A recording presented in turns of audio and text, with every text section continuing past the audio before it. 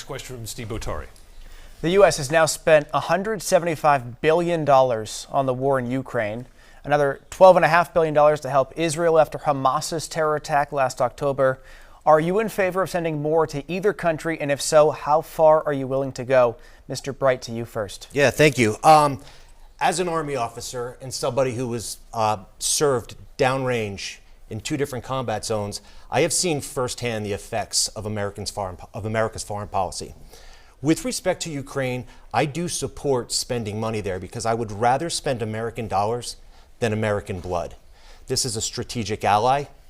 This is a country that is a democracy that has been steamrolled by Putin, and we have to send strong signals to our allies that America stands up for its friends, that America stands for something, and having poor leadership in Washington, D.C.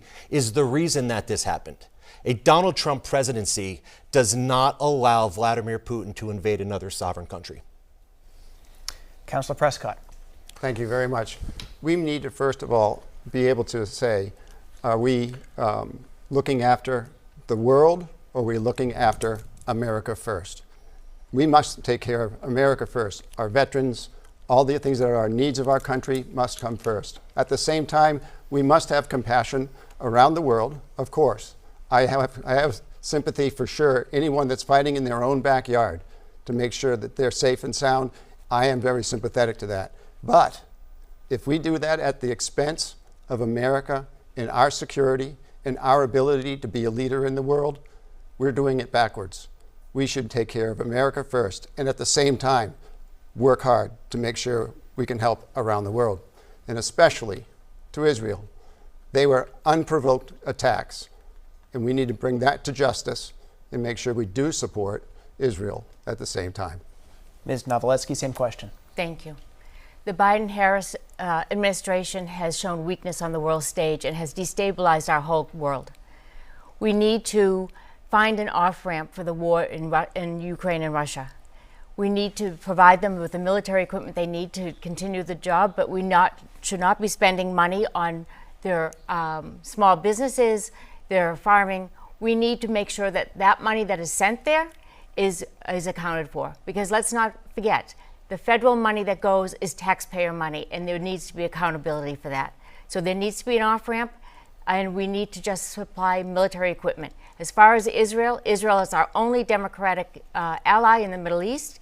They've been our lifelong ally, and we need to support them. It is a crime that we have told them and held their hands back from doing the job they need to do. They need to go in, and they need to get rid of Hamas. And we need to support them in every effort they need to do that.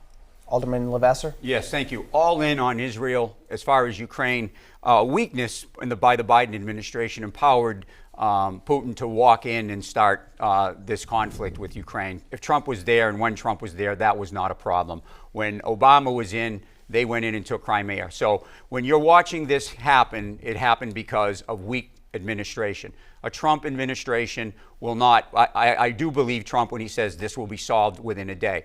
My understanding is that Ukraine is losing 1,000 to 2,000 soldiers a day. This war needs to end. The money needs to stop going in there. We need peace. The fact that they threatened Russia by saying they would make Ukraine a NATO member was the wrong move. I don't know if it's the wrong time, but it certainly was the wrong move.